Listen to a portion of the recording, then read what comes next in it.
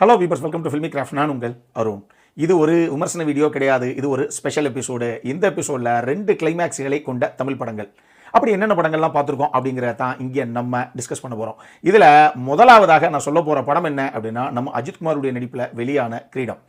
இந்த படத்தில் முதல்ல கடைசியாக வில்லனை போட்டு தள்ளதுக்கப்புறம் அஜித்குமார் ஜெயிலுக்கு போகிறதாகத்தான் மொத்தமாக படத்தை முடித்தாங்க. ஆனால் ஆடியன்ஸும் அஜித்துடைய ஃபேன்ஸும் இது பெருசாக ரிசீவ் பண்ணாதனால வேறு வழி கிடையாது, கொஞ்சம் பாசிட்டிவ் மைண்ட் செட்டில் அந்த மூட்லேயே முடிப்போம் அப்படிங்கிறதுக்காக, அந்த சுற்றி இருக்கக்கூடிய மக்களுடைய நலனுக்காகத்தான் அந்த கொலையை கடைசியாக ஹீரோ பண்ணார் அப்படின்னு ஜனாதிபதியின் பரிந்துரையின் பெயரில் அவரை கடைசியாக விடுதலை பண்ணுங்க அப்படிங்கிற மாதிரி அவரை கடைசியாக ரிலீஸ் பண்ணி, அவர் திருப்பி அவர் கனவா நினைச்சா அந்த போலீஸாக மாறி அவங்க அப்பாவே நம்ம கதாநாயகனுக்கு சல்யூட் அடிக்கிற மாதிரி தான் இந்த படத்தை 2வது கிளைமேக்ஸாக வச்சு முடிச்சாங்க. இந்த கிளைமேக்ஸை தான் பல பேர் பார்த்துருக்கிறதுக்கு வாய்ப்பு இருக்கு. 2வது படமும் நம்ம அஜித் நடித்த படம் தான், அது முகவரி. முகவரியில் முதல்ல மணிவண்ணன்ட்ட பேசிட்டு அங்கேருந்து கிளம்பும்போது, என் லவ்வா என்னுடைய மியூசிக்கான்னு வரும்போது எனக்கு மியூசிக் தான் முக்கியம் அப்படின்னு ஒரு காலம் நான் ஈஸியாக அப்போ எடுத்துட்டேனே. ஆனால் மியூசிக்காக என் ஃபேமிலியா அப்படின்னு வரும்போது என் ஃபேமிலி தான் எனக்கு இப்போ ரொம்ப முக்கியம், அதனால் இப்போதைக்கு நான் மியூசிக் பக்கம் போகலை, அந்த 5 நிமிஷம் அரை மணி நேரம் இதுக்கெல்லாம் நான் எதுக்குமே வரல அப்படின்னு சொல்லிட்டு, ஆனால் கூடிய விரைவில் நிச்சயமாக என்னுடைய கனவு நனவேறும் அப்படின்னு மட்டும் சொல்லிட்டு அஜித் அங்கேருந்து அப்படி வாக் பண்ணி போயிடுவாப்பில். நேராக அப்படி ஒரு பேக் ஷாட்டாக மட்டும் வச்சு அதை முடிச்சிருப்பாங்க. ஆனால் உண்மையாக இதுவும் அஜித்துடைய ஃபேன்ஸ் கொஞ்சம் பெருசாக எதிர்பார்த்து வந்ததுனாலையும், இப்படி ஒரு கிளைமேக்ஸ் அவங்க ஏற்றுக்காதனாலையும், வேறு வழியே இல்லாமல் வலுக்கட்டாயமாக இவங்களே பின்னாடி இழுத்தடிச்சு ஒரு சில விஷயங்களை சேர்த்து அஜித் கடைசியாக மியூசிக் டைரக்டராக மாறிட்டாப்ல அப்படின்னு சொல்லி ஒரு சந்தோஷமான கிளைமேக்ஸாக இந்த படத்தை முடிச்சிருப்பாங்க 2வது கிளைமேக்ஸில். 3வது படம் என்ன அப்படின்னா, 3வது படம்ங்கிறத விட அடுத்த 3 படமே நம்ம ஜிவிஎம்முடைய படம் தான். இதில் இந்த 3வது படம் என்ன அப்படின்னா, காக்கா காக்கா. காக்கா காக்காவில் ஆக்சுவலி கிளைமேக்ஸில் ஜோதிகா இறந்துருவாங்க. இப்போ கடைசியாக போலீஸ் யூனிஃபார்ம் போட்டு வீட்டை விட்டு கிளம்பும்போது ஜன்னல் அப்படி கர்டன்ஸ் அப்படி மூடி இருக்கும். சூர்யா ஜோதிகா சொல்கிறதாக அப்படி நினைப்பாப்ல. அவங்க சொல்லியிருக்காங்க ஒரு கட்டத்தில், அதாவது இது திறந்திருந்தால் நல்லா வெளிச்சமாக இருக்கும்ல, இப்படி வைங்க அப்படின்னு நான் சொல்ல வரல, ஆனால் அப்படி வச்சா நல்லா இருக்கும் அப்படின்னு நான் சொல்கிறேன் அப்படின்னு அவங்க சொன்னதாக ஒரு டைலாக் அப்படி காமிச்சு அந்த ஸ்க்ரீனை அப்படி அந்த கர்டன்ஸை அப்படி ஓப்பன் பண்ணி வச்சுட்டு கடைசியாக சூர்யா கிளம்புவார் டியூட்டிக்கு. ஆக்சுவலி அந்த கிளைமேக்ஸில் ஜோதிகா உயிரோட கிடையாது அப்படிங்கிறது தான் சித்தரிக்கப்பட்டது. ஆனால் இதுக்கே கடைசியாக இல்லை கொஞ்சம் வேறு மாதிரி வைக்கலாம் அப்படிங்கிற மாதிரி இன்னொரு கிளைமேக்ஸும் வைக்கப்பட்டதாம். அந்த கிளைமேக்ஸில் படிக்கட்டிலேருந்து ஜோதிகா கையில் அடிபட்ட மாதிரி ஒரு கட்டை போட்டுட்டு இறங்கி ஒரு காஃபியை கொடுப்பாங்க சூர்யாவுக்கு. சூர்யா அந்த காஃபியை சாப்பிட்டுட்டு வீட்டை விட்டு கிளம்பி போகும்போது சேஃபாரு ஏதாவது ஒன்று எனக்கு கால் பண்ணு அப்படிங்கிற மாதிரி சொல்லிவிட்டு அங்கேருந்து கிளம்புவாப்பில். இந்த கிளைமேக்ஸை பல பேர் பார்த்துருக்கிறதுக்கான வாய்ப்பே கிடையாது. ஆனால் உண்மையாகவே இப்படி ஒரு கிளைமேக்ஸ் இருக்குது, அது எனக்கு கன்ஃபார்மாக தெரியும். அப்படி ஒரு கிளைமேக்ஸ் இந்த படத்துக்கு இருக்குது. ஆனால் தியேட்டரில் அந்த முதல் வருஷம் தான் பெருசாக எல்லா இடத்துலையுமே எக்ஸிபிட் பண்ணப்பட்டது.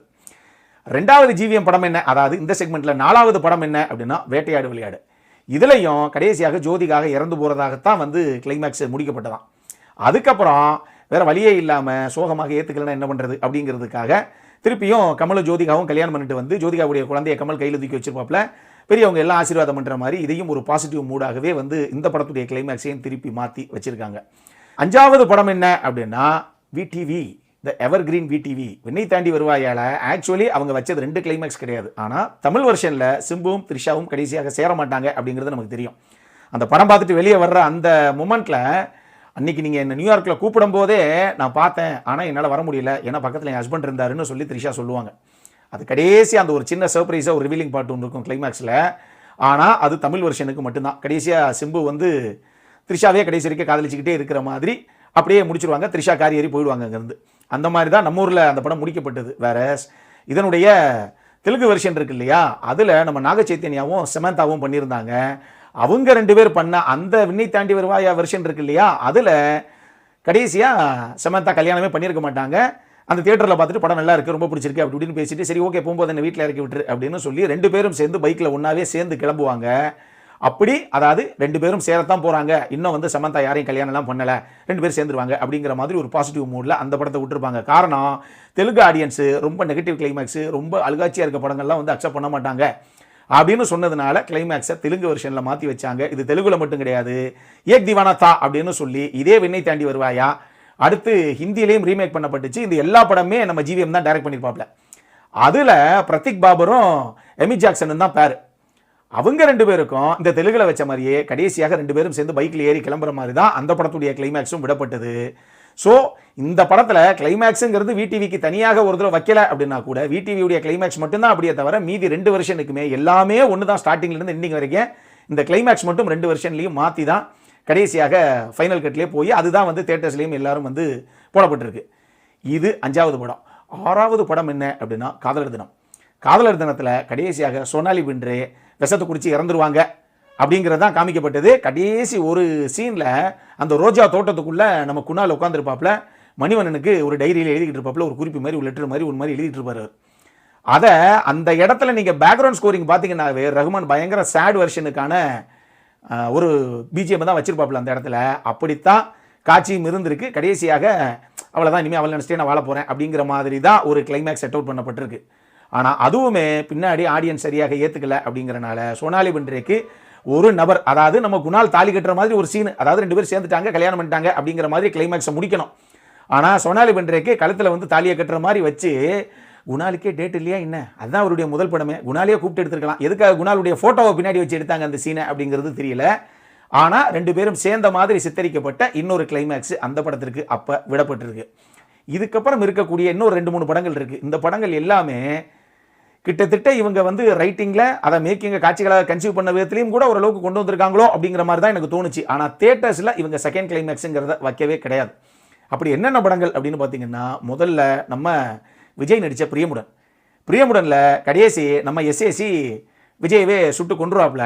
அவர் காரணமே இல்லாமல் சுடுவார்னு வச்சுங்களேன், அது வேறு மேட்ரு. ஆனால் சுட்டு கொண்டுருவாப்புல. கடைசியாக இவர் வந்து தான் காதல் தான் உயர்ந்த காதல் அப்படின்னு டைலாக்கை பேசிட்டு கடைசியாக விஜய் அங்கேயே வந்து செறிஞ்சு விழுந்து இறந்து போயிடுவாப்புல. இப்போ கௌசல்யா வந்து கடைசியாக விஜயுடைய அந்த டெட் பாடியை அவர் மேலே விழுந்து அழுது கடைசியாக அவர் கன்னத்தில் ஒரு முத்தம் கொடுக்கறதாக ஒரு காட்சி அமைப்போடு அந்த படம் முடியும். இதுதான் எனக்கு தெரிஞ்சு நம்ம எல்லாருமே தேட்டரில் பார்த்த வெர்ஷன் நினைக்கிறேன். ஆனால் இதுக்கடுத்த இன்னொரு வெர்ஷன் ஒன்றும் முதல்ல அது ரெடி ஆச்சா என்ன அப்படிங்கிறது தெரியல. அதாவது இவங்க 2 பேரும் கடைசியாக சேர்ற மாதிரி அதுக்கப்புறம் ஒன்றா வந்து ஹாப்பிலி எவர் ஆஃப்டர் அப்படிங்கிற மாதிரி ஒரு கிளைமேக்ஸ் ஒன்று இருந்திருக்கும் போல தெரியுது. ஆனால் அந்த கிளைமேக்ஸை விஜய் முதல்ல ஒத்துக்கலையா. இப்படி இருக்கக்கூடிய ஒரு கதாபாத்திரத்துக்கு இந்த கிளைமேக்ஸ் இந்த தீர்ப்பு தாங்க கரெக்ட் அப்படின்னு சொல்லி நம்ம தியேட்டரில் பார்த்த அந்த கிளைமேக்ஸை தான் விஜய் வைக்க சொல்லியிருக்காரு. அதை தான் கடைசியாக வச்சிருக்காங்க.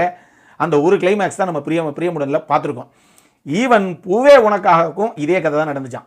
அந்த படத்துடைய ப்ரொடியூசரு நம்ம ஆர்பி சௌத்ரி, சூப்பர் குல் ஃபிலிம்ஸு.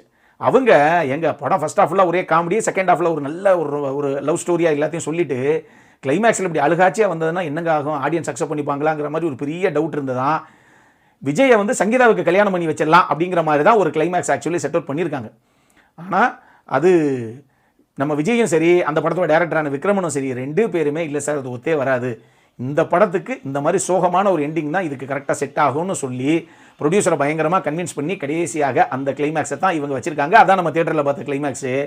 இந்த ஒரு கிளைமேக்ஸ் வச்சதுனால தான் பூவே உனக்காக இன்றைக்கும் அற்புதமான தமிழ் படங்களில் ஒரு படமாக இன்றைக்கும் நின்று பேசுது.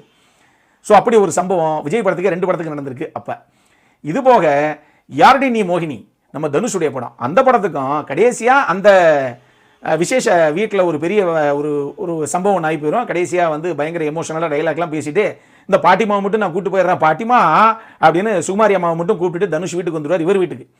கடைசியாக என்ன மாதிரி ஒரு நல்ல மனுஷங்க அப்படின்னு நம்ம தனுஷை தேடி மொத்த குடும்பமே வீட்டுக்கு வந்துடும்.